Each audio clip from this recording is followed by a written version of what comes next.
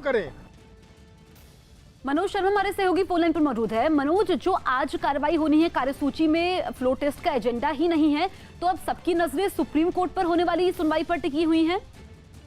अब जो भी फैसला होगा सुप्रीम कोर्ट की तरफ से होगा। जहां तक विधानसभा की कार्रवाई की बात है तो विधानसभा की कार्रवाई कोरोना वायरस के खतरे की वजह से 36 तारीख तक के लिए स्थगित की गई है। जाहिर तौर पर जब भी विधानसभा जुड़ती है तो उसके लिए एक जो सूत्रों के मुताबिक कम से कम 24 घंटे की तैयारी रखती है जब भी विधानसभा जुड़ेगी। और दूसरा, विधानसभा जब जिस दिन भी होगी उसकी एक कार्यसूची जारी होती है, ये नियम है। बगैर इस नियम के, बगैर कार्यसूची के कैसे विधानसभा जुड़ेगी? तो सूत्र बता रहे हैं कि अब जो मौजूदा हालात दिख रहे हैं इसमें आज तो विधानसभा की कार्रवाई मुमकिन है ही नहीं। यानी जब विधानसभा आज जुड़ेगी नहीं तो फ्लोर टेस्ट का सवाल ही नहीं उठता। तो बिल्कुल मनोज, ये बात तो तय है कि आज फ्लोर टेस्ट नहीं होगा। और जो राज्यपाल ने आज भी फ्लोर टेस्ट के लिए कहा था, वो पहले से ही नाराज चल रहे हैं कमलनाथ से। और एक बात और है, हम कमलनाथ को सुन रहे थे, उन्होंने बहुमत होने का दावा अब किया है। कमलनाथ लगातार कह रहे हैं कि उनकी सरकार बहुमत में हो। राज्यपाल की दूसरी चिट्ठी अब जारी हुई जिसमें मुख्यमंत्री कमलनाथ से 17 तारीख को, क्योंकि उस चिट्ठी की जारी होने के पीछे हमें यह भी देखना पड़ेगा क्योंकि दिन में बीजेपी ने 106 विधायकों की राज्यपाल के सामने जाके परेड कराई थी और दावा किया था कि कमलनाथ की सरकार अल्पमत में आ गई है और हमारे पास 106 विधायक हैं, हम बहुमत में हैं। उसके बाद राज्यपाल को कुछ न कुछ कदम उठाना था। राज्यपाल ने फौरन चिट्ठी लिखी मुख्यमंत्री को जिसमें कहा कि आप 16 नहीं हो पाया तो चलिए आप 17 तारीख को अपना बहुमत साबित करिए। लेकिन उसके पहले विधानसभा में राज्यपाल के अभिभाषण के बाद विधानसभा 10 दिन के लिए स्थगित हो चुकी थी। तो जाहिर तौर पर अब विधानसभा नहीं जुड़ेगी। और अब कमलनाथ ने एक नई बात कही है कि अगर बहुमत साबित करना है तो आप अविश्वास प्रस्ताव लाइए, और हम अविश्वास प्रस्ताव आप लाएंगे तो उसके लिए हम फ्लोर टेस्ट के लिए तैयार हैं। बिल्कुल, तो अब जो आज सुप्रीम कोर्ट में सुनवाई होने वाली है उस पर सबकी नजरें टिकी हुई हैं। यूपी के कुशीनगर में रेत के अवैध खनन में लगे लोगों को पकड़ने के लिए एसडीएम एक नदी में कूद गए। बताया गया कि प्रशासन को बीते कई दिनों से नदी में रेत के अवैध खनन की शिकायत मिल रही थी, जिसके बाद वहां छापा मारा गया। इस कार्रवाई के दौरान एसडीएम अरविंद कुमार खुद नदी में कूद गए, जिन्हें देखकर रेत के अवैध खनन में लगे लोग अपनी नावों को छोड़कर वहां से फरार हो गए। जिसके बाद इन नावों को नदी किनारे लाकर एक मशीन की मदद से एक एक कर उन्हें तोड़ दिया गया। यूपी के चित्रकूट में मुआवजे की मांग पर कुछ किसानों ने डीएम दफ्तर के बाहर प्रदर्शन किया। प्रदर्शन कर रहे किसानों का आरोप है कि ओले गिरने की वजह से उनकी पूरी फसल बर्बाद हो गई, लेकिन कोई अधिकारी उनकी सुध लेने नहीं पहुंचा। और इसी बात से खफा कुछ किसानों ने डीएम दफ्तर के बाहर पहुंचकर नारेबाजी शुरू कर दी। मुआवजे की मांग पर प्रदर्शन करने के लिए कुछ किसान अपनी बर्बाद हुई फसल लेकर भी पहुंचे थे। वहां प्रदर्शन शुरू करने से पहले किसान ने शंख बजाया और प्रशासन तक अपनी बात पहुंचाने की कोशिश की।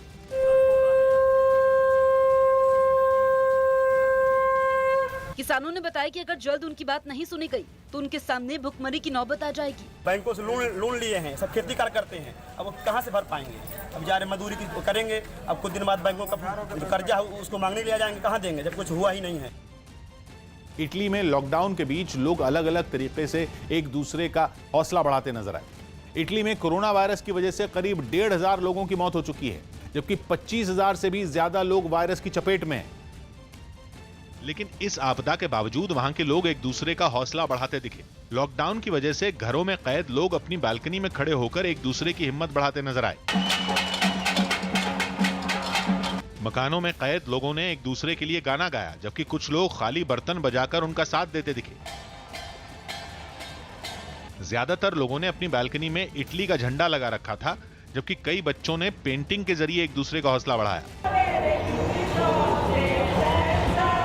लोगों का हौसला बढ़ाने के लिए सेना भी सामने आई। राजधानी रोम में एक पैराट्रूपर ने इटली के झंडे के साथ हेलीकॉप्टर से छलांग लगाई। काफी देर तक आसमान में उड़ने के बाद यह पैराट्रूपर एक मैदान में उतर गया। उत्तर प्रदेश सरकार में मंत्री विजय कश्यप ने किसानों की फसलों के नुकसान पर एक बेतुका बयान दिया। विजय कश्यप अमरोहा में एक कार्यक्रम में शामिल होने पहुंचे थे।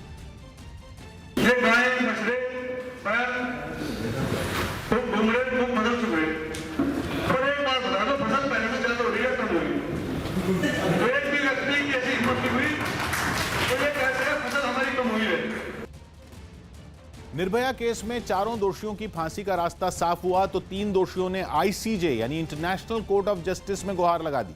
खबर है कि दोषी अक्षय ठाकुर, विनय शर्मा और पवन गुप्ता ने आईसीजे में अपील करके फांसी पर रोक लगाने की मांग की है। दोषियों के वकील का दावा है कि तीनों की ओर से विदेशों में रहने वाले कुछ लोगों ने इंटरनेशनल कोर्ट ऑफ जस्टिस का दरवाजा खटखटाया है, जो फांसी की सजा के विरोधी हैं। हालांकि आईसीजे में सिर्फ किसी देश की सरकार ही अपील कर सकती है, वहां किसी एनजीओ या फिर किसी आदमी की निजी अपील पर सुनवाई नहीं होती। इस बीच सुप्रीम कोर्ट ने दोषी मुकेश की क्यूरेटिव पिटीशन पर दोबारा सुनवाई करने की याचिका भी खारिज कर दी, जिसके बाद चारों दोषियों के घर वालों ने राष्ट्रपति से इच्छा मृत्यु की इजाजत मांगी है। वहीं दोषियों के सभी कानूनी विकल्प खत्म होने के बाद तिहाड़ जेल प्रशासन ने चारों को 20 मार्च को सुबह 5:30 बजे फांसी देने की तैयारी शुरू कर दी है और इसके लिए मेरठ जेल से पवन जल्लाद को 72 घंटे पहले तिहाड़ पहुंचने को कहा गया है। कोरोना वायरस के कोहराम के बीच दिल्ली के मंदिर में श्रद्धालु मास्क लगाकर पहुंचे। कोरोना वायरस से मचे कोहराम के बीच दिल्ली के कनॉट प्लेस में प्राचीन हनुमान मंदिर में श्रद्धालु मास्क लगाकर पूजा करने के लिए पहुंचे। साथ में मास्क वगैरह लोग अपने खुद लेकर चले, जिससे सबकी मदद होगी। कोरोना वायरस की वजह से पंजाब सरकार ने राज्य के सभी चिड़ियाघरों को 31 मार्च तक लोगों के लिए बंद करने का आदेश दिया। गुजरात में कांग्रेस के 5 विधायकों ने विधानसभा स्पीकर राजेंद्र त्रिवेदी को अपना इस्तीफा सौंपा। राज्यसभा में केंद्रीय संस्कृत विश्वविद्यालय बिल को मंजूरी मिलने के बाद 3 संस्कृत संस्थानों के केंद्रीय विश्वविद्यालय बनने का रास्ता साफ हो गया।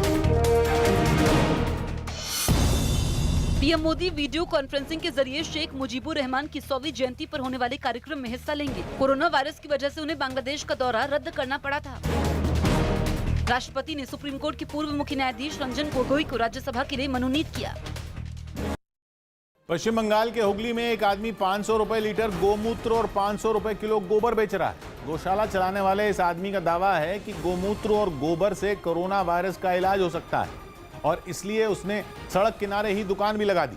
प्लास्टिक की बोतल और डिब्बे में गोमूत्र और थैली में गोबर पैक करके बेचने के लिए रख दिया। कोरोना वायरस से लड़ने वाला गोमूत्र और गोबर बिकता देखकर लोगों की भीड़ भी जुट गई। गोमूत्र और गोबर बेचने वाले के मुताबिक ऐसा करने का आइडिया उसे सोशल मीडिया से आया। साधु सन्यासीर देश भारतवर्ष, तो মানুষের আস্থার ব্যাপার আছে, হলেও হতে পারে। মানুষ যদি আস্থা রাখে যে গোমূত্র বা গোবরে করোনা ভাইরাস হবে না, তো হবে না। यूपी के झांसी में फसल बर्बाद होने से नाराज कुछ किसानों ने गाना गाकर राज्य सरकार और प्रशासन के खिलाफ प्रदर्शन किया। प्रदर्शन कर रहे किसानों ने बर्बाद हुई फसल की एवज में उन्हें मुआवजा दिए जाने की मांग की और सभी किसान ढोल, मंजीरा और हारमोनियम लेकर धरना देने बैठ गए। उन्होंने प्रशासन के अधिकारियों पर भ्रष्टाचार का आरोप लगाते हुए अपने गीतों के जरिए निशाना साधा।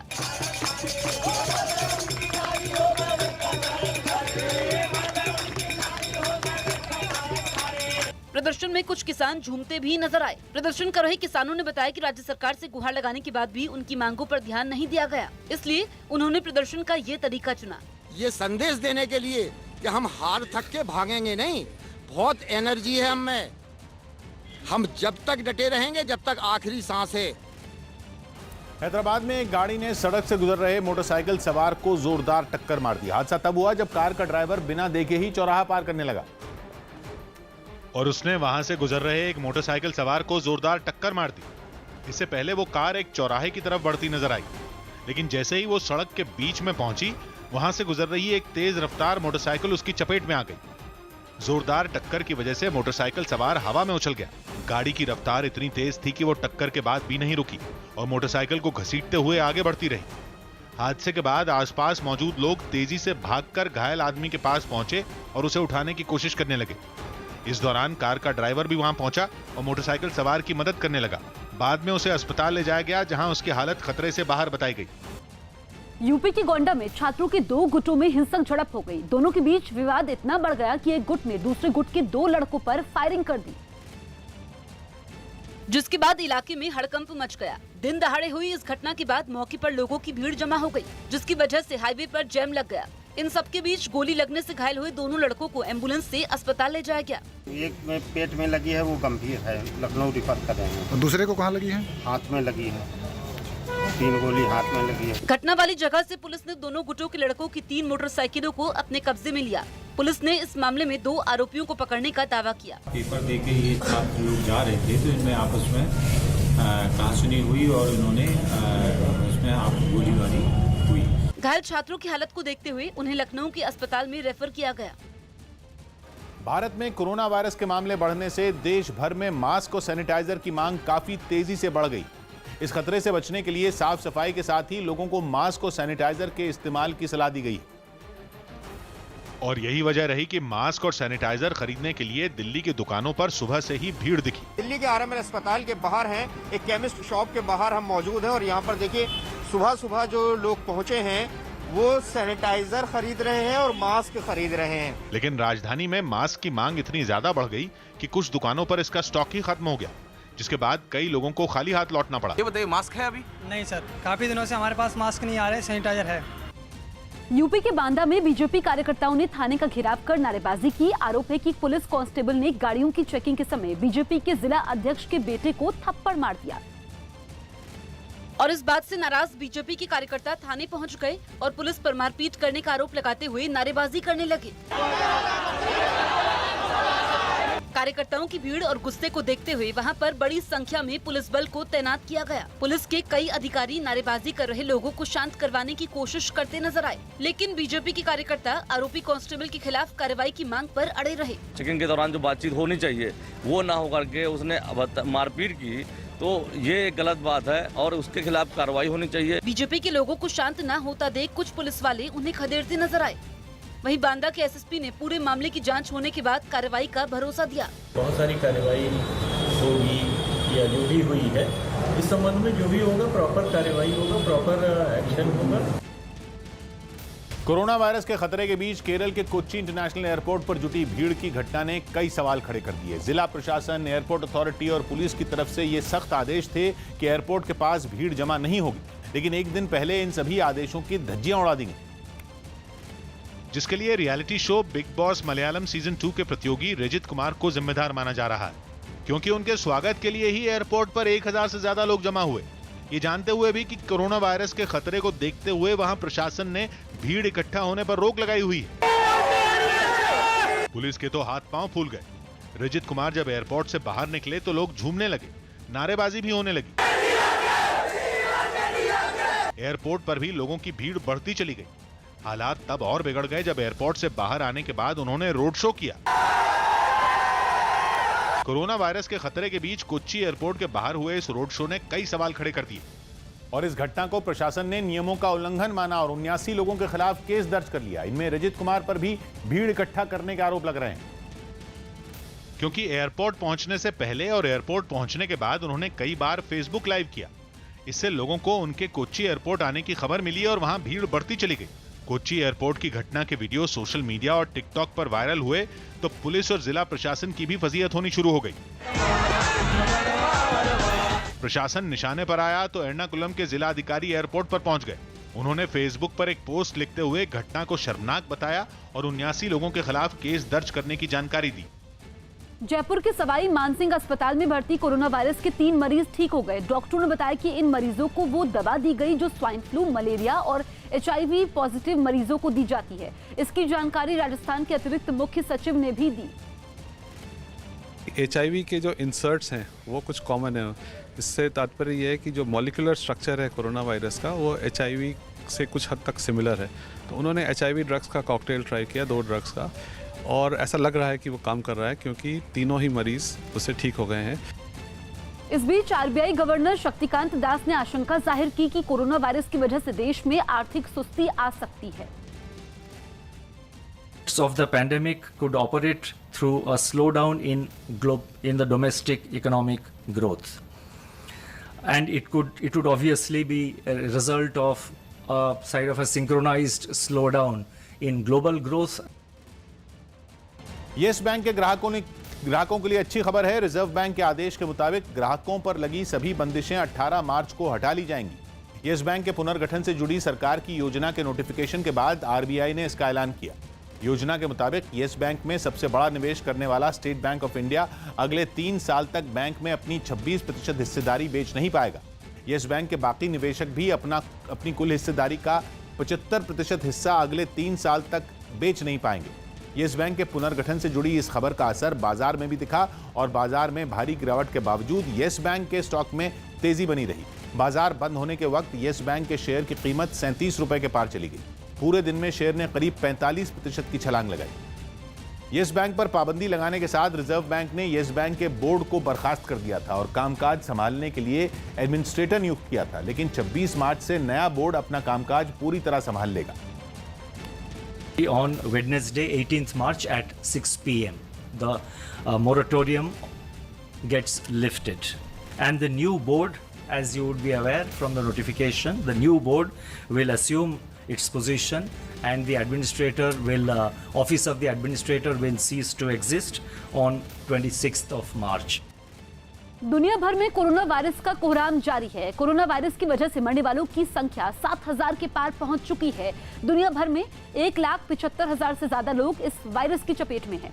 कोरोना की वजह से चीन में 3200 से ज्यादा लोगों की मौत हुई है। चीन के बाद कोरोना वायरस का सबसे ज्यादा कहर इटली में दिखाई दिया, जहां 48 घंटे के अंदर 700 से ज्यादा मौतों के साथ ही कोरोना की वजह से मरने वालों की संख्या 2100 के पार पहुंच गई है। इटली में कोरोना वायरस से पीड़ित मरीजों की संख्या 28,000 के करीब पहुंच चुकी है। रूस में राष्ट्रपति का कार्यकाल बढ़ाने के लिए संविधान में हो रहे बदलाव का विरोध और तेज हो गया।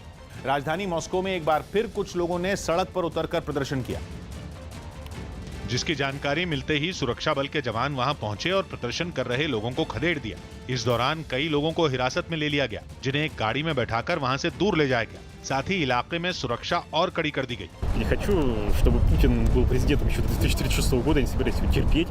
इससे पहले संविधान में हो रहे बदलाव के विरोध में कुछ लोगों ने सड़क पर उतरकर राष्ट्रपति व्लादिमीर पुतिन के खिलाफ प्रदर्शन किया। कोरोना वायरस की वजह से दुनिया भर में मरने वालों की संख्या 7,000 के पार पहुंची। कोरोना वायरस की वजह से दुनिया भर में मरने वालों की संख्या 7,000 के पार पहुंची। चीन के बाद इटली में सबसे ज्यादा लोगों की मौत। कोरोना वायरस के बढ़ते मामलों पर रोकथाम के लिए सरकार ने पुरातत्व विभाग के अधीन आने वाले सभी स्मारक और म्यूजियम को अगले आदेश तक बंद किया। पंजाब के गुरदासपुर में कोरोना वायरस के मामलों से निपटने के लिए मॉक ड्रिल की गई, जिसके तहत शहर के एक मकान से कोरोना के संदिग्ध मरीज को अस्पताल पहुंचाने का अभ्यास किया गया।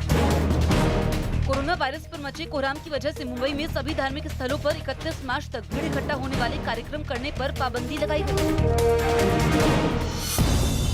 दिल्ली में केजरीवाल सरकार ने कोरोना वायरस के खतरे की वजह से एक जगह पर 50 से ज्यादा लोगों के जमा होने पर रोक लगाई। इसके बावजूद शाहीन बाग में नागरिकता संशोधन कानून के खिलाफ धरना जारी।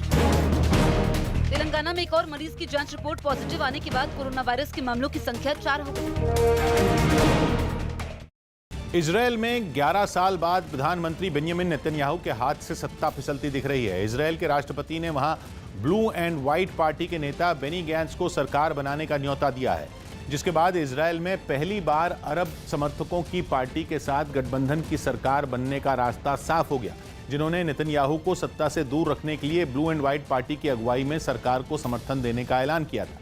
सभी विपक्षी दलों के समर्थन के बाद बेनी गैंट्स ने 120 सदस्यों वाली संसद में 61 सांसदों के समर्थन का दावा किया।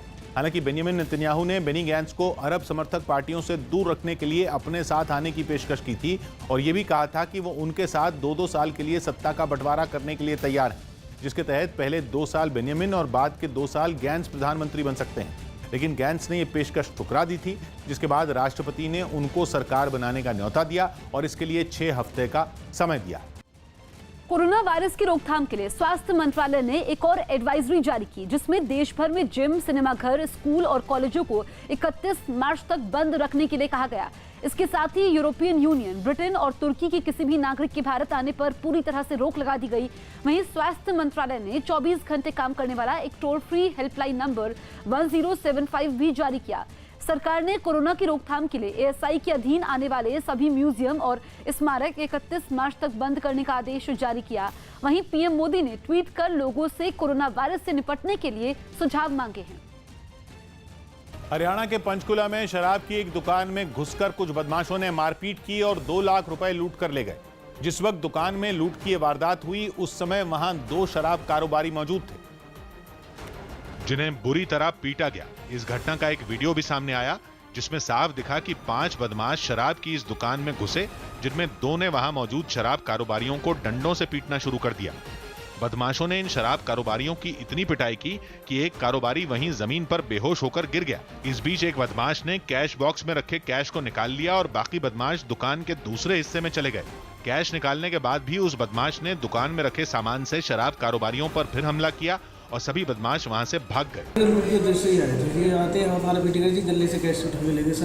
इस हमले में दोनों शराब कारोबारियों को गंभीर चोटें आईं, जिन्हें इलाज के लिए अस्पताल में भर्ती करवाया गया। यूपी के जौनपुर में एक आदमी पर अपने ट्रैक्टर से रेलवे क्रॉसिंग पर बने फाटक को तोड़कर वहां से निकालने का आरोप है। फाटक टूटने के बाद वहां से गुजरने वाली कई ट्रेनें काफी देर तक रुकी रहीं। क्योंकि रेलवे क्रॉसिंग पर बने फाटक के टूटते ही लोगों के बीच वहां से जल्दी निकलने की होड़ मच गई। कोई भी रुकने को तैयार नहीं था, जिसकी वजह से लंबा जैम लग गया और कई ट्रेन रेलवे ट्रैक पर ही फंसी रही। ट्रेन के ड्राइवर ने कई बार हॉर्न बजाकर रेलवे ट्रैक को खाली करवाने की कोशिश की, लेकिन लोग वहां से हटने को तैयार नहीं दिखे। सद्भावना के लिए 40-15 के लिए गेट बंद कर रहा था, तो एक ट्रैक्टर वाले ने जबरदस्ती घुस के बम तोड़ दिया और भाग गया। काफी देर बाद जब रेलवे क्रॉसिंग पर लगा जैम खुला तो रेलवे की ओर से ट्रेनों को निकालने के लिए फाटक के दोनों तरफ लोहे की मोटी चेन लगा दी गई। हालांकि इसके बाद भी लोग नहीं माने और लोहे की चेन को उठाकर वहां से निकलते नजर आए। पूरी दुनिया में दहशत फैलाने वाला आतंकी संगठन ISIS भी कोरोना वायरस की वजह से खौफ में है। खबर के मुताबिक कोरोना वायरस से बचने के लिए ISIS ने अपने आतंकियों की यात्राओं पर कई पाबंदियां लगा दी हैं। बताया गया कि ISIS ने अपने आतंकियों को कोरोना वायरस से प्रभावित यूरोप के देशों में नहीं जाने की चेतावनी दी है, जबकि इन देशों में रहने वाले ऐसे आतंकी जो कोरोना वायरस से पीड़ित हैं, उन्हें भी एक ही जगह पर बने रहने के निर्देश दिए गए हैं। साथ ही आतंकियों को छींकते और खांसते वक्त रुमाल का इस्तेमाल करने और बार बार हाथ धोने को कहा गया है। दिल्ली में कोरोना वायरस की रोकथाम के लिए मुहिम शुरू की गई। कोरोना वायरस की रोकथाम के लिए दिल्ली के इंद्रप्रस्थ डिपो में डीटीसी की बसों को सैनिटाइज करने का काम शुरू किया गया। मुंबई में पुलिस ने मास्क बनाने के नाम पर 4 लाख रुपए की ठगी के आरोपी को गिरफ्तार किया। कोरोना वायरस की वजह से राजस्थान के मेहंदीपुर बालाजी में दर्शनों पर रोक लगाई गई। अगले आदेश तक मंदिर में सिर्फ पुजारी ही पूजा कर सकेंगे। कोरोना वायरस की रोकथाम के लिए अमृतसर के स्वर्ण मंदिर में श्रद्धालुओं के लिए सैनिटाइजर का इंतजाम किया गया। यहाँ पर गुरुद्वारा में सब सैनिटाइजर यूज कर रहे हैं, ये बहुत ही अच्छी कदम है। कोरोना वायरस की वजह से महाराष्ट्र में 31 मार्च तक स्टेट बोर्ड की 10वीं और 12वीं समेत सभी परीक्षाएं रद्द हुई। हालांकि CBSE की परीक्षाओं पर राज्य सरकार ने कोई फैसला नहीं लिया। मुंबई में BMC ने कोरोना वायरस पर रोकथाम के लिए प्राइवेट दफ्तरों में 50% कर्मचारियों के ही काम पर आने का आदेश जारी किया। हालांकि जरूरी सेवाओं वाले दफ्तरों को छूट रही। रूस में तरह तरह की बनावट वाली स्लेज के जरिए ढलान से नीचे उतरने की एक प्रतियोगिता में कई लोगों ने हिस्सा लिया। वहां हर साल डाउनहिल के नाम से ये प्रतियोगिता होती है, जिसमें अपनी अपनी स्लेज के साथ लोग पहुंचे। इस प्रतियोगिता में बर्फ से ढके पहाड़ से नीचे उतरने के लिए इन लोगों ने खुद ही तरह तरह की आकृतियों वाली स्लेज बनाई। किसी ने विमान की आकृति वाली स्लेज बनाई, तो कोई प्रतियोगी बत्तख की बनावट वाली स्लेज के जरिए पहाड़ से नीचे उतरा, तो कोई तीर की आकृति वाली स्लेज पर बैठकर कागज से बनाए गए दिल में छेद करते हुए प्रतियोगिता में आगे बढ़ा। पहाड़ से बढ़िया तरीके से नीचे उतरने के लिए वहां मौजूद सभी दर्शकों ने लगातार तालियां बजाकर प्रतियोगियों का उत्साह बढ़ाया। बाद में विजेता को स्लेज की बनावट और बेहतरीन तरीके से पहाड़ से नीचे उतरने के लिए इनाम भी दिया गया। लोकसभा में राहुल गांधी ने सरकार से 50 बैंक डिफॉल्टर के नाम पूछे। उन्होंने सदन में बैंकों के संकट का मुद्दा उठाया और सरकार को घेरते हुए ये सवाल पूछा। प्रधानमंत्री जी कहते हैं कि जिन लोगों ने हिंदुस्तान के बैंकों से चोरी की है उनको मैं पकड़ पकड़ कर वापस लाऊंगा। तो मैंने प्रधानमंत्री जी की सरकार से उनके नाम पूछे, 50 नाम पूछे और वो जवाब नहीं मिला। तो मेरा पहला सवाल यह है कि उनके 50 नाम क्या हैं? राहुल गांधी के सवाल का जवाब वित्त राज्य मंत्री अनुराग ठाकुर ने दिया और उनकी जानकारी पर सवाल उठाते हुए तंज भी कसा। अगर सांसद ने स्वयं अपना प्रश्न लिखा होगा तो जरूर उनको जानकारी मैं ये भी कहना चाहता हूं, इसमें दी गई है कि जितने बैंकों में उनका पैसा फ्रॉड का था, डिफॉल्ट का था, 50 विलफुल डिफॉल्टर्स का, वो भी दिया गया है। और CIC की वेबसाइट पर सारे विलफुल डिफॉल्टर्स का नाम दिया जाता है। बैंकों पर मंडराते संकट के बारे में बात करते हुए राहुल गांधी खुद भी आंकड़ों में उलझते नजर आए, क्योंकि सदन के बाहर मीडिया से बात करते हुए उन्होंने सरकार से 50 नहीं बल्कि 500 बैंक डिफॉल्टर के नाम पूछ लिए। मगर वो सवाल जो 500 सबसे बड़े विलफुल डिफॉल्टर चोर हैं, उनको सरकार बचा क्यों रही है? उनका नाम सरकार पार्लियामेंट में बोल क्यों नहीं पा रही है? केंद्र सरकार की तरफ से पेट्रोल और डीजल पर एक्साइज ड्यूटी बढ़ाने के विरोध में कांग्रेस ने देश भर में प्रदर्शन किया। इसी कड़ी में दिल्ली के पास गाजियाबाद में पार्टी के कार्यकर्ता सड़क पर उतरे और डीएम के दफ्तर के करीब पहुंचकर नारेबाजी करने लगे। पार्टी के झंडे और बैनर लिए कांग्रेस कार्यकर्ताओं ने प्रदर्शन के बाद पेट्रोल और डीजल पर एक्साइज ड्यूटी बढ़ाने के विरोध में डीएम को ज्ञापन सौंपा। उन्होंने अंतर्राष्ट्रीय बाजार में कच्चे तेल की कीमत में आई गिरावट का फायदा आम लोगों को देने की मांग की। डीजल, गैस और पेट्रोल की कीमतों को 35 से 40% कम किया जाए, तब ये देश की जनता को राहत मिलेगी। सिर्फ गाजियाबाद ही नहीं, केरल के कोझिकोड में भी यूथ कांग्रेस के कुछ कार्यकर्ता एक बैनर लेकर बीच सड़क पर नारे लगाने लगे। इस दौरान विरोध प्रदर्शन से निपटने के लिए पुलिस भी तैनात दिखी। जब तक यूथ कांग्रेस के कार्यकर्ता सड़क पर डटे रहे, तब तक ट्रैफिक भी रुका रहा। थोड़ी देर बाद कार्यकर्ताओं ने नारेबाजी बंद की और अपनी मोटरसाइकिल और स्कूटी पर बैठकर वहां से निकल गए। ब्रेकिंग न्यूज दे रहे हैं विक्रांत यादव। आज सुबह 9:30 बजे बीजेपी संसदीय दल की बैठक होगी। खबर है कि इस बैठक में स्वास्थ्य मंत्री और विदेश मंत्री पार्टी के सांसदों को कोरोना वायरस की रोकथाम के लिए उठाए कदमों की जानकारी देंगे। इस बैठक में पीएम मोदी और बीजेपी अध्यक्ष जेपी नड्डा भी मौजूद रहेंगे। विक्रांत यादव हमारे सहयोगी फोन लाइन पर मौजूद है। विक्रांत, जब पूरी दुनिया में कोरोना वायरस से हाहाकार मची हुई है और आंकड़े भारत में भी तेजी से बढ़ रहे हैं, ऐसे में ये बैठक काफी अहम हो जाती है। देखिए, बीजेपी की संसदीय दल की बैठक हर मंगलवार को होती है, लेकिन इसलिए इस बार महत्वपूर्ण है क्योंकि कोरोना वायरस को लेकर के पूरे देश में काफी तेजी से मामले बढ़े हैं और किस तरीके से सरकार ने क्या कदम उठाए हैं उसकी जानकारी सांसदों को इस बैठक में दी जा सकती है, स्वास्थ्य मंत्री और विदेश मंत्री के जरिए। क्योंकि सांसद ही एक बड़ा जरिया होते हैं लोगों में जागरूकता फैलाने के लिए, तो वो अपने क्षेत्रों में जाए जब तो किस तरीके से लोगों के बीच में वह बताए इस बीमारी के बारे में और क्या क्या जानकारी होना जरूरी है, इस तरीके का प्रेजेंटेशन भी दिया जा सकता है। तो निश्चित तौर पर आज की बैठक में ध्यान इसी तरफ रहेगा कि कोरोना वायरस को लेकर के किस तरीके से बीजेपी केंद्रीय मंत्री अपने बीजेपी के सांसदों को दिशा निर्देश देते हैं। बिल्कुल, तो विक्रांत हमारे सहयोगी जानकारी दे रहे थे। सुबह 9:30 बजे ये बैठक है। वैसे तो हर मंगलवार को संसदीय दल की बैठक होती है, लेकिन ये बैठक इसलिए अहम है क्योंकि जानकारी दी जाएगी कि सरकार ने क्या कदम उठाए हैं कोरोना वायरस को लेकर। स्पेन में कोरोना वायरस की वजह से इमरजेंसी लगने के बाद राजधानी मैड्रिड में पुलिस और सेना के जवान सड़कों पर उतर आए और लोगों से बाहर नहीं निकलने की अपील की। स्पेन सरकार ने वहां 2 हफ्तों के लिए इमरजेंसी लगाई है, जिसके बाद सुरक्षा कर्मियों ने लोगों को कोरोना वायरस से बचाने के लिए उन्हें बीच रास्ते में रोका और समझाया कि वो घरों से बाहर ना निकलें। सड़क पर पेट्रोलिंग के दौरान जब सुरक्षा कर्मियों को कोई व्यक्ति घूमता दिखाई दिया तो उससे घर से बाहर नहीं निकलने की अपील की गई। इस दौरान इन जवानों ने भी एहतियात बरतते हुए मुंह पर मास्क लगाए हुए थे। यही नहीं, इन सुरक्षा कर्मियों ने कुछ ऐसी जगहों को भी चुना जहां से लोगों का आना जाना ज्यादा रहता है, ताकि ज्यादा से ज्यादा लोगों को बाहर निकलने से रोका जा सके और ये बीमारी और न फैले। हालांकि वहां दुकानें बंद दिखीं और सड़कें सुनसान ही नजर आईं। बहुत ही कम लोग सड़कों पर जवानों को मिले, जिन्हें समझाकर वहां से भेज दिया गया। इतना ही नहीं, ये जवान एक रेलवे स्टेशन पर भी पहुंचे और वहां लोगों की सुरक्षा के लिए मुआयना किया। यूपी के चित्रकूट में मुआवजे की मांग पर कुछ किसानों ने डीएम दफ्तर के बाहर प्रदर्शन किया। प्रदर्शन कर रहे किसानों का आरोप है कि ओले गिरने की वजह से उनकी पूरी फसल बर्बाद हो गई, लेकिन कोई अधिकारी उनकी सुध लेने नहीं पहुंचा।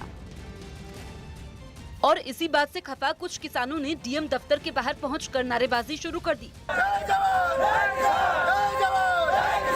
मुआवजे की मांग पर प्रदर्शन करने के लिए कुछ किसान अपनी बर्बाद हुई फसल लेकर भी पहुंचे थे। वहां प्रदर्शन शुरू करने से पहले किसान ने शंख बजाया और प्रशासन तक अपनी बात पहुंचाने की कोशिश की।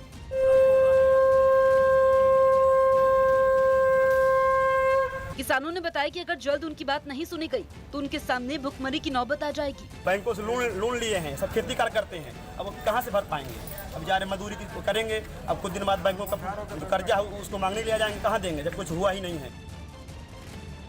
कारोबारी हफ्ते के पहले दिन कोरोना वायरस का शेयर बाजार पर बुरा असर दिखा। सेंसेक्स और निफ्टी दोनों में ही भारी गिरावट दर्ज की गई। बाजार गिरावट के साथ खुला और दिन भर बिकवाली के भारी दबाव में कारोबार करता रहा। बॉम्बे स्टॉक एक्सचेंज का सेंसेक्स करीब 8% लुढ़क गया। 2700 से ज्यादा अंकों की गिरावट के साथ सेंसेक्स 31,390 पर बंद हुआ, जबकि नेशनल स्टॉक एक्सचेंज का निफ्टी भी 750 अंक से ज्यादा गिर गया। 7.5% से ज्यादा की गिरावट के साथ निफ्टी 9,200 अंकों के नीचे पहुंच गया। इस गिरावट की वजह से एक ही दिन में निवेशकों के 7.5 लाख करोड़ रुपए से ज्यादा डूब गए।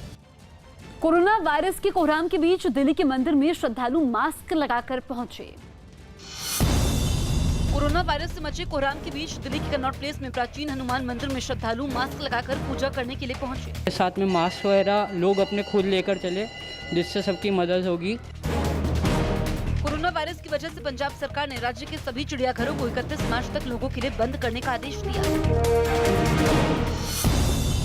गुजरात में कांग्रेस के 5 विधायकों ने विधानसभा स्पीकर राजेंद्र त्रिवेदी को अपना इस्तीफा सौंपा। राज्यसभा में केंद्रीय संस्कृत विश्वविद्यालय बिल को मंजूरी मिलने के बाद 3 संस्कृत संस्थानों के केंद्रीय विश्वविद्यालय बनने का रास्ता साफ हो गया। पीएम मोदी वीडियो कॉन्फ्रेंसिंग के जरिए शेख मुजीबुर रहमान की 100वीं जयंती पर होने वाले कार्यक्रम में हिस्सा लेंगे। कोरोना वायरस की वजह से उन्हें बांग्लादेश का दौरा रद्द करना पड़ा था।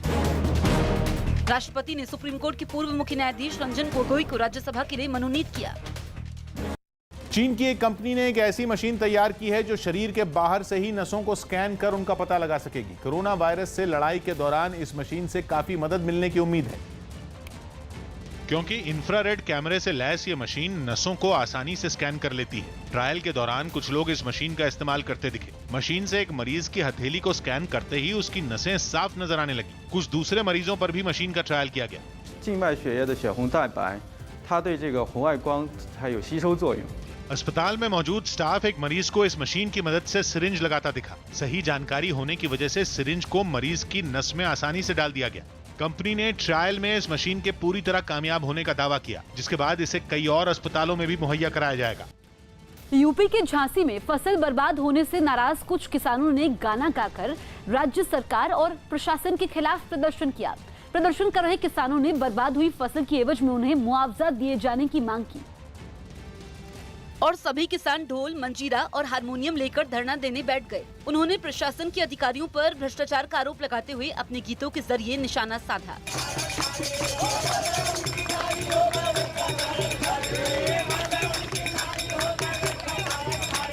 प्रदर्शन में कुछ किसान झूमते भी नजर आए। प्रदर्शन कर रहे किसानों ने बताया कि राज्य सरकार से गुहार लगाने के बाद भी उनकी मांगों पर ध्यान नहीं दिया गया, इसलिए उन्होंने प्रदर्शन का ये तरीका चुना। ये संदेश देने के लिए कि हम हार थक के भागेंगे नहीं, बहुत एनर्जी है हम में, हम जब तक डटे रहेंगे जब तक आखिरी सांस है। दुनिया भर में कोरोना वायरस के कहर के बीच फिल्म निर्माताओं में इस बीमारी के नाम पर भारत में फिल्म बनाने की होड़ लगी। जानकारी के मुताबिक देश में फिल्म बनाने वाली एक बड़ी कंपनी ने कुछ दिनों पहले ही कोरोना प्यार है नाम से एक फिल्म को रजिस्टर कराया है, जो कि साल 2000 में रिलीज हुई एक्टर ऋतिक रोशन की फिल्म कहो ना प्यार है से मेल खाता नाम। बताया जा रहा है कि ये फिल्म एक लव स्टोरी होगी जिसकी स्क्रिप्ट पर काम जारी है। खबर है कि कुछ और फिल्म निर्माताओं ने भी कोरोना के नाम से फिल्म बनाने के लिए आवेदन दिया है, जिनमें डेडली कोरोना नाम से एक फिल्म को रजिस्टर कराया जा चुका है। यूपी के गोंडा में छात्रों के 2 गुटों में हिंसक झड़प हो गई। दोनों के बीच विवाद इतना बढ़ा कि एक गुट ने दूसरे गुट के 2 लड़कों पर फायरिंग कर दी, जिसके बाद इलाके में हड़कंप मच गया। दिन दहाड़े हुई इस घटना के बाद मौके पर लोगों की भीड़ जमा हो गई, जिसकी वजह से हाईवे पर जैम लग गया। इन सबके बीच गोली लगने से घायल हुए दोनों लड़कों को एम्बुलेंस से अस्पताल ले जाया गया। एक में पेट में लगी है, वो गंभीर है, लखनऊ रिफर कर रहे हैं। दूसरे को कहाँ लगी है? हाथ में लगी है, 3 गोली हाथ में लगी है। घटना वाली जगह से पुलिस ने दोनों गुटों के लड़कों की 3 मोटरसाइकिलों को अपने कब्जे में लिया। पुलिस ने इस मामले में 2 आरोपियों को पकड़ने का दावा किया। पेपर देके ये छात्र लोग जा रहे थे तो इनमें आपस में कहासुनी हुई और इन्होंने इसमें आप गोलीबारी हुई। घायल छात्रों की हालत को देखते हुए उन्हें लखनऊ के अस्पताल में रेफर किया गया।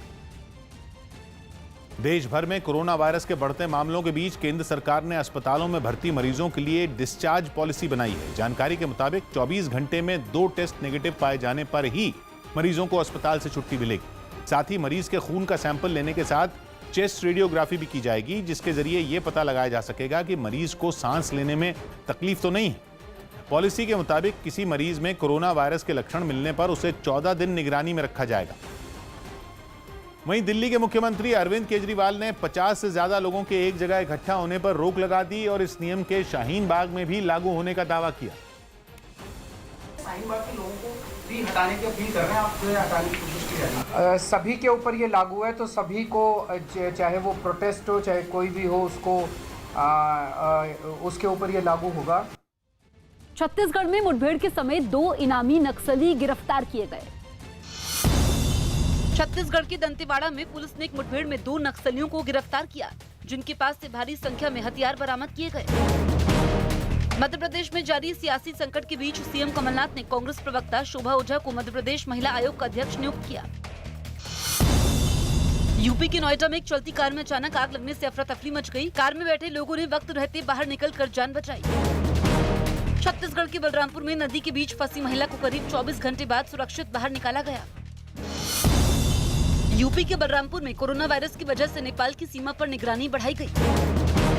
जम्मू कश्मीर में कोरोना वायरस के एक और मामले की पुष्टि होने के बाद संक्रमित मरीजों की संख्या 3 पहुंची। कोरोना वायरस के खतरे को देखते हुए रेलवे ने स्टेशनों और ट्रेनों की साफ सफाई का काम शुरू कर दिया। रेलवे के मुताबिक एहतियातन देश के सभी स्टेशनों और ट्रेनों को सैनिटाइज किया जा रहा है ताकि यात्रियों को कोरोना वायरस से बचाया जा सके। और इसके लिए नई दिल्ली रेलवे स्टेशन पर ट्रेनों की साफ सफाई की गई। हर उस चीज को सैनिटाइज किया गया जिसे सफर के दौरान यात्री कई बार छूते हैं। कोच की शुरुआत में ही ये जो रेलिंग्स है जिनको फिलहाल वो साफ कर रहे हैं। ऊपर चढ़ने के लिए आप अक्सर इस रेलिंग का इस्तेमाल करते हैं, इस ग्रिल का इस्तेमाल करते हैं। ट्रेस जो है वहाँ पर जहाँ पर लोग बैठते हैं उनके बीच में ट्रेस जो है उनको साफ किया जा रहा है, डिसइंफेक्ट किया जा रहा है। रेलवे ने बताया कि कोरोना वायरस के खतरे को देखते हुए सभी स्टेशनों पर ट्रेनों को सैनिटाइज किया जा रहा है और इसके लिए सफाई कर्मचारियों की कई टीमें बनाई गई। भारतीय रेल में डेली लाखों पैसेंजर्स ट्रैवल करते हैं और ये कोरोना वायरस का थ्रेट जो आया है उससे डील करने के लिए हम लोग वॉर फुटिंग पे कोचेज की साफ सफाई और डिसइंफेक्ट करने का काम कर रहे हैं।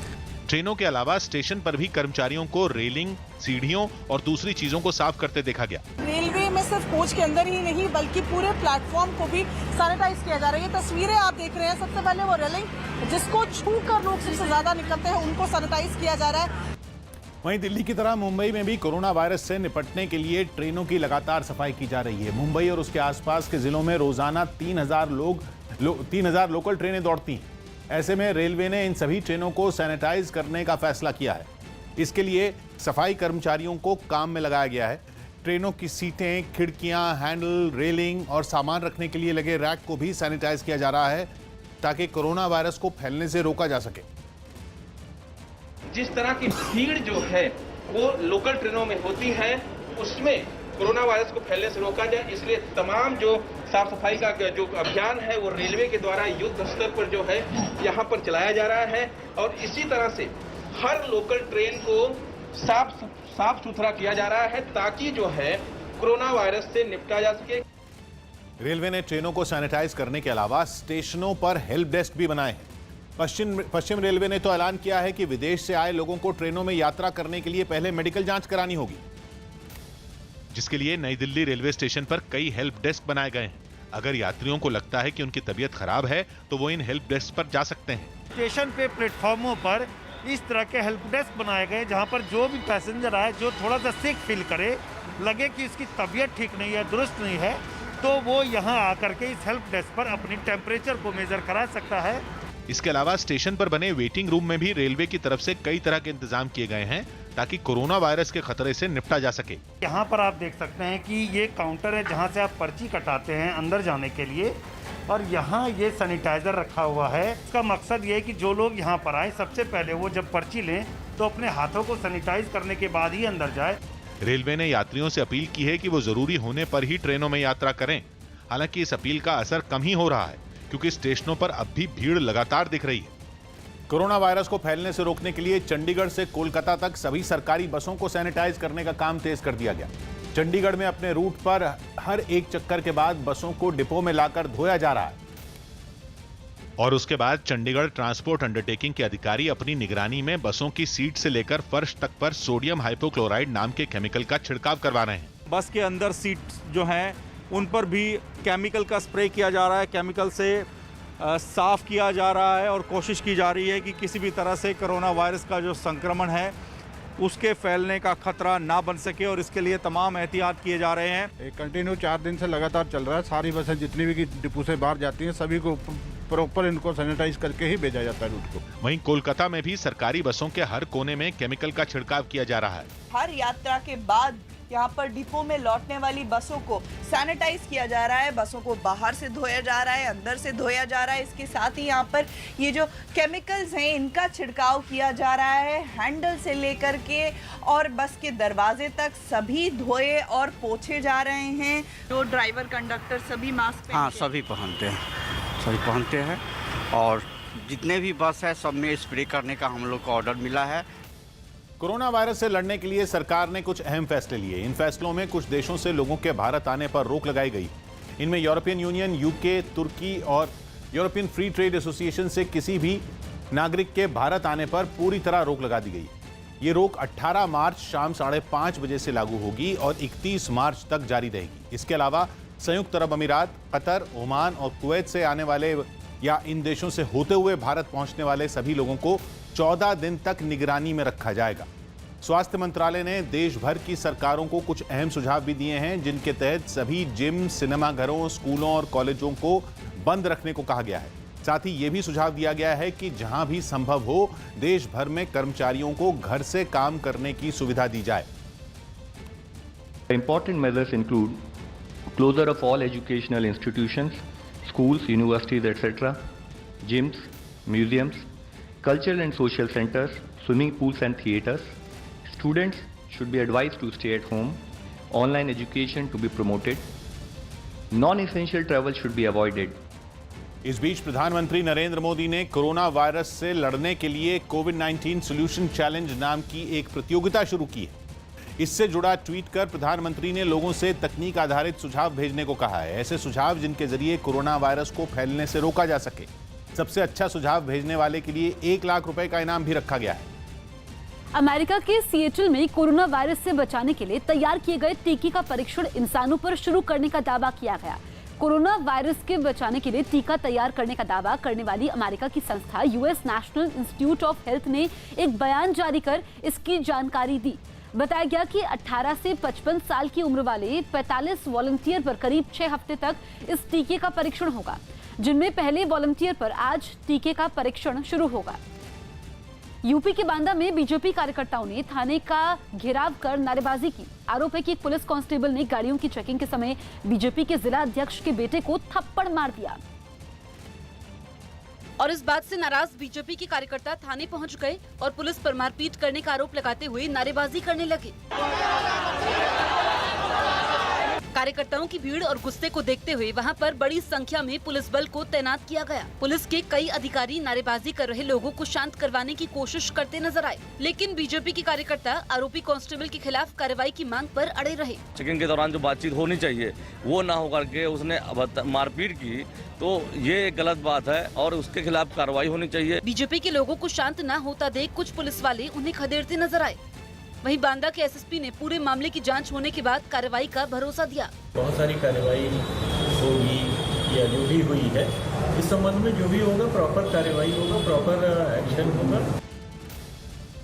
चिली की राजधानी सैंटियागो में राष्ट्रपति के विरोध में हो रहे प्रदर्शन में छात्रों और सुरक्षा बल के बीच हिंसक झड़प हो गई। नाराज लोग काफी समय से राष्ट्रपति सेबास्टियन पिनेरा के इस्तीफे की मांग कर रहे हैं, जिसके लिए हो रहे प्रदर्शन में शामिल छात्रों की सुरक्षा बल के जवानों से हिंसक झड़प हो गई। प्रदर्शन को काबू करने के लिए पहुंची सुरक्षा बल की गाड़ियों पर छात्रों ने पथराव करने के साथ ही पेट्रोल बमों से भी हमला कर दिया। पेट्रोल बम के हमले से सुरक्षा बल की एक गाड़ी में आग भी लग गई।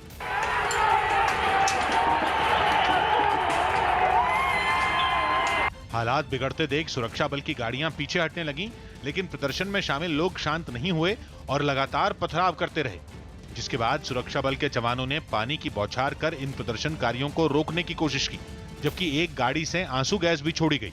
लेकिन प्रदर्शन में शामिल लोग पीछे हटने के बजाय सुरक्षा बल की गाड़ियों पर पथराव करते रहे और जब ये गाड़ियां पीछे हटीं तो उन्होंने तालियां बजाकर खुशी भी मनाई।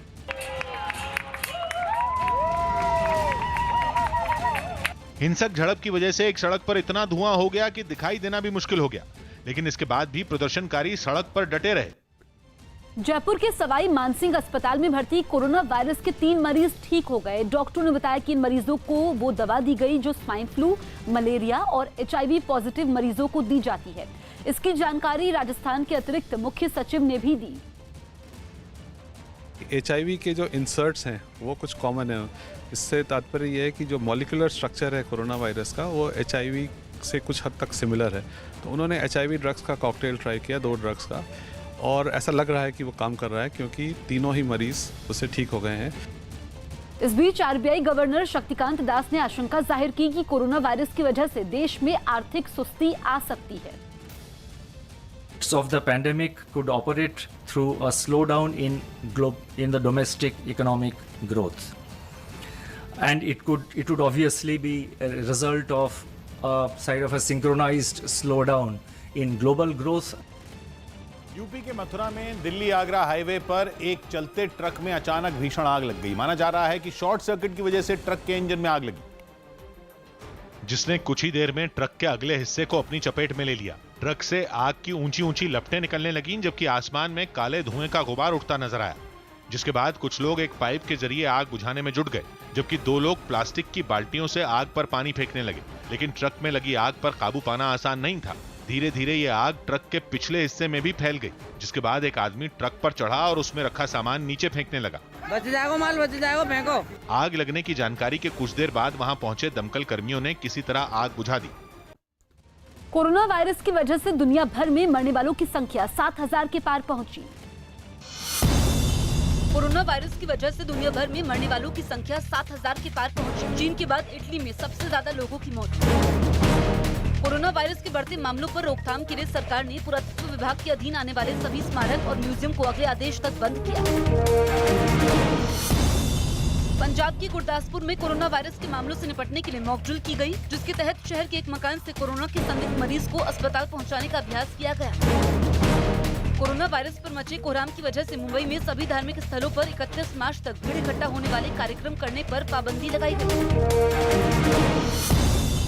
दिल्ली में केजरीवाल सरकार ने कोरोना वायरस के खतरे की वजह से एक जगह पर 50 से ज्यादा लोगों के जमा होने पर रोक लगाई। इसके बावजूद शाहीन बाग में नागरिकता संशोधन कानून के खिलाफ धरना जारी। तेलंगाना में एक और मरीज की जांच रिपोर्ट पॉजिटिव आने के बाद कोरोना वायरस के मामलों की संख्या 4 हो गई। कोरोना वायरस के बढ़ते खतरे को देखते हुए संसद भवन और सुप्रीम कोर्ट में भी काफी सतर्कता बरती जा रही है। इन जगहों पर आने जाने वाले लोगों समेत सभी कर्मचारियों की जांच के लिए विशेष इंतजाम किए गए, जिसके लिए संसद भवन के गेट पर कुछ कर्मचारी मास्क पहनकर अंदर जाने वाले लोगों की जांच करते दिखे। संसद भवन के गेट पर पूरी तरह से जांच करने के बाद ही लोगों को अंदर जाने की इजाजत दी गई। संसद भवन परिसर में भी तमाम तरीके के एहतियात लिए जा रहे हैं, बढ़ते जा रहे हैं। आप यहाँ पर देख सकते हैं कि कर्मचारी हैं, उनका टेम्परेचर चेक किया जा रहा है। इसके अलावा मास्क भी लगाया है। संसद भवन के अंदर भी सफाई कर्मचारियों ने सभी दरवाजों और मेजों को सैनिटाइजर से साफ किया। कुछ ऐसी ही सतर्कता सुप्रीम कोर्ट के बाहर भी दिखाई दी। कोर्ट के बाहर ज्यादातर लोग मास्क पहने हुए दिखे, जबकि अंदर जाने वाले लोगों को गेट पर मौजूद एक डॉक्टर से जांच करवाने के बाद ही आगे भेजा गया। साथ ही सुप्रीम कोर्ट ने कोरोना वायरस से बचाव के लिए कई और महत्वपूर्ण फैसले लिए। जानकारी के मुताबिक अब सुप्रीम कोर्ट में 14 की जगह सिर्फ 6 कोर्ट में सुनवाई होगी और सिर्फ जरूरी मुकदमों को ही सुना जाएगा। ऐसे मुकदमे जिनको टाला जा सकता है उन्हें बाद की तारीख दी जाएगी। साथ ही हर मुकदमे में एक याचिकाकर्ता के साथ एक वकील को ही कोर्ट रूम में जाने की अनुमति होगी, जबकि एक कोर्ट रूम में अब सिर्फ 5 पत्रकार ही जा सकेंगे। कोर्ट में आने वाले सभी लोगों को एक फॉर्म भरकर अपनी विदेश यात्रा के बारे में भी जानकारी देनी होगी। सुप्रीम कोर्ट वीडियो कॉन्फ्रेंसिंग के जरिए सुनवाई की कोशिश भी कर रही है ताकि लोगों को कोर्ट न आना पड़े। सुप्रीम कोर्ट की ये कोशिश है कि यहाँ पर कम से कम भीड़ हो और जितनी भी सावधानियां हैं वो बरती जाएं ताकि कोई पैनिक ना हो। और ख़ास तौर पे जस्टिस चंद्रचूड़ ने, जो कि एक कमेटी बनी है उसके हेड हैं, उन्होंने ये कहा है कि लोगों को पैनिक करने की ज़रूरत नहीं है, लेकिन हाँ सावधानियाँ बरतने की ज़रूरत है। कोरोना वायरस से बचने के लिए केजरीवाल सरकार ने कई बड़े फैसले लिए। एक बैठक के बाद मुख्यमंत्री ने बताया कि दिल्ली में किसी भी धार्मिक, राजनीतिक और पारिवारिक आयोजन समेत किसी भी जगह पर 50 से ज्यादा लोगों को इकट्ठा होने की इजाजत नहीं होगी। दिल्ली के हर जिले में भीड़ भाड़ वाली जगहों पर हाथ धोने के लिए मोबाइल वॉश बेसिन लगाए जाएंगे। सभी बड़ी इमारतों के बाहर मौजूद सुरक्षा कर्मियों को सैनिटाइजर दिए जाएंगे ताकि इमारत में जाने वाले लोग अपने हाथ साफ कर सकें। जबकि स्कूल, कॉलेज और स्विमिंग पूल के बाद दिल्ली के सभी जिम, नाइट क्लब और स्पा भी 31 मार्च तक बंद रहेंगे।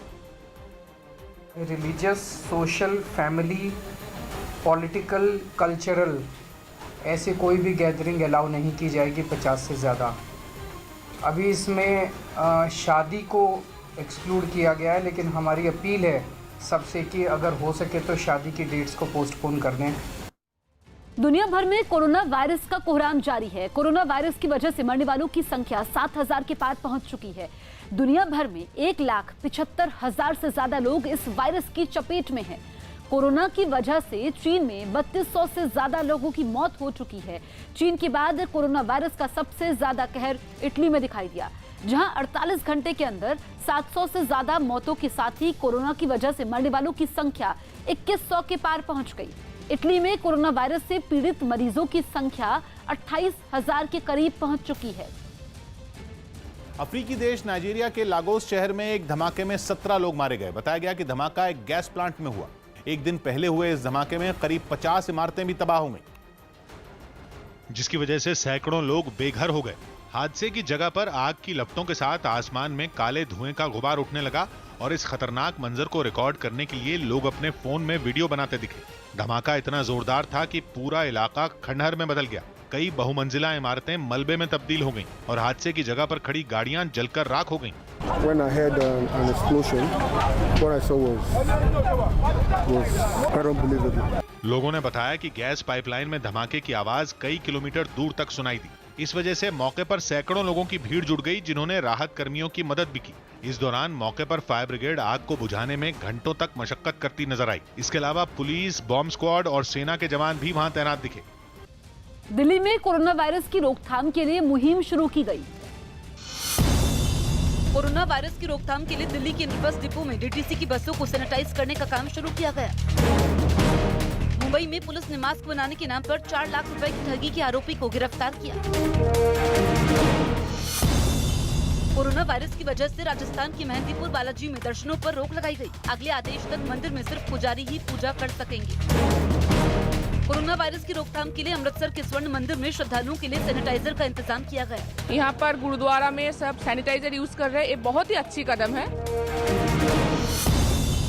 कोरोना वायरस की वजह से महाराष्ट्र में 31 मार्च तक स्टेट बोर्ड की 10वीं और 12वीं समेत सभी परीक्षाएं रद्द हुई। हालांकि सीबीएसई की परीक्षाओं पर राज्य सरकार ने कोई फैसला नहीं लिया। मुंबई में बीएमसी ने कोरोना वायरस पर रोकथाम के लिए प्राइवेट दफ्तरों में 50% कर्मचारियों के ही काम पर आने का आदेश जारी किया। हालांकि जरूरी सेवाओं वाले दफ्तरों को छूट रही। मध्य प्रदेश विधानसभा में फ्लोर टेस्ट के लिए बीजेपी सुप्रीम कोर्ट पहुंच गई। बीजेपी की तरफ से पूर्व मुख्यमंत्री शिवराज सिंह चौहान ने याचिका दाखिल की और अदालत से 12 घंटे में फ्लोर टेस्ट कराने की मांग की। इससे पहले स्पीकर ने कोरोना वायरस की वजह से विधानसभा की कार्यवाही 26 मार्च तक स्थगित कर दी, जिसके बाद कांग्रेस के विधायक नारे लगाते हुए सदन से बाहर आए और विक्ट्री साइन दिखाते हुए बीजेपी के खिलाफ एकजुट होने का संदेश दिया। राज्य में पल पल बदलते सियासी समीकरण के बीच बीजेपी की कोशिश है कि जल्द से जल्द फ्लोर टेस्ट हो। यही वजह है कि सदन की कार्यवाही शुरू होने से पहले शिवराज सिंह चौहान पूरी तैयारी में दिखे और अपने सभी विधायकों को बस में लेकर विधानसभा पहुंचे। यही नहीं, सदन में जाने से पहले बीजेपी विधायकों ने विक्ट्री साइन दिखाकर मध्य प्रदेश की सत्ता में वापसी के संकेत भी दिए। लेकिन कोरोना वायरस की वजह से सदन की कार्यवाही स्थगित कर दी गई, जिस पर बीजेपी भड़क गई। मैदान छोड़ के भाग गए, मैदान छोड़ दिया। अभी अस्थिर सरकार कोरोना से भी नहीं बचा सकती मेरे भाई, उसके लिए स्थिर सरकार की जरूरत है। मध्य प्रदेश में सरकार बनाने की कोशिश में जुटी बीजेपी ने राज्यपाल के सामने अपने विधायकों की परेड भी करवाई। विधानसभा की कार्यवाही स्थगित होने के बाद पार्टी के विधायक एक साथ सदन से बाहर आए और बस में सवार होकर राजभवन पहुंचे, क्योंकि राज्यपाल ने सदन की कार्यवाही शुरू होने के बाद फ्लोर टेस्ट कराने का निर्देश दिया था। लेकिन उस निर्देश को स्पीकर ने नहीं माना। बीजेपी जो लगातार मांग कर रही थी कि कमलनाथ की सरकार अपना फ्लोर टेस्ट दे, सदन में अपना बहुमत साबित करे, राज्यपाल ने निर्देश दिए थे। तो देखिए अब तमाम गुस्साए विधायक बाकायदा बस में भरकर पहुंचे हैं राजभवन। बीजेपी का दावा है कि मौजूदा कमलनाथ सरकार अल्पमत में है और बीजेपी के पास बहुमत का आंकड़ा है। यही वजह रही कि राजभवन पहुंचने के बाद इन सभी विधायकों ने राज्यपाल के सामने परेड की और शिवराज सिंह चौहान ने उन्हें विधायकों का शपथ पत्र सौंपा। राज्यपाल लालजी टंडन यहां पर आ चुके हैं और बीजेपी विधायकों का प्रतिनिधि मंडल राज्यपाल के सामने अपना डेलीगेशन लेकर यहां पर सारे लोग आए हुए हैं। जिसके बाद राज्यपाल ने विधायकों से बात की और पारदर्शिता बनाए रखने के लिए उनकी मर्जी पूछी, जिसका जवाब सभी बीजेपी विधायकों ने एक सुर में हाँ बोलकर और हाथ उठाकर दिया।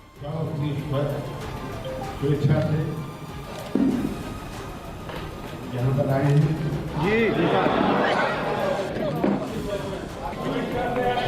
इस पूरी बातचीत में राज्यपाल ने उनके निर्देश की अनदेखी पर सख्त तेवर दिखाए और साफ संकेत दिए कि वो फ्लोर टेस्ट के मुद्दे पर आर पार के मूड में हैं। आप निश्चित होकर रहें कि आपके अधिकारिता हम उनको नहीं बता।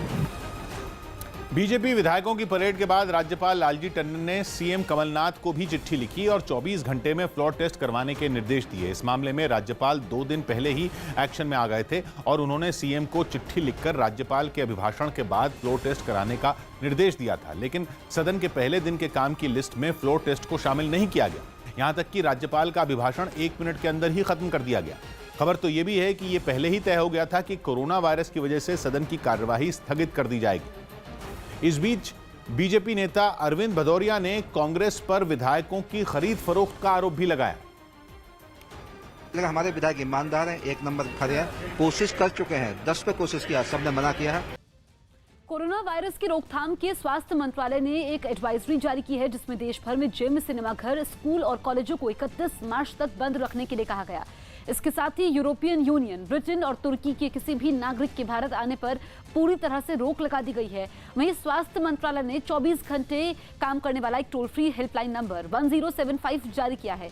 सरकार ने कोरोना की रोकथाम के लिए एएसआई के अधीन आने वाले सभी म्यूजियम और स्मारक 31 मार्च तक बंद करने का आदेश जारी कर दिया है। वहीं पीएम मोदी ने ट्वीट कर लोगों से कोरोना वायरस से निपटने के लिए सुझाव भी मांगे हैं। पश्चिम बंगाल के 12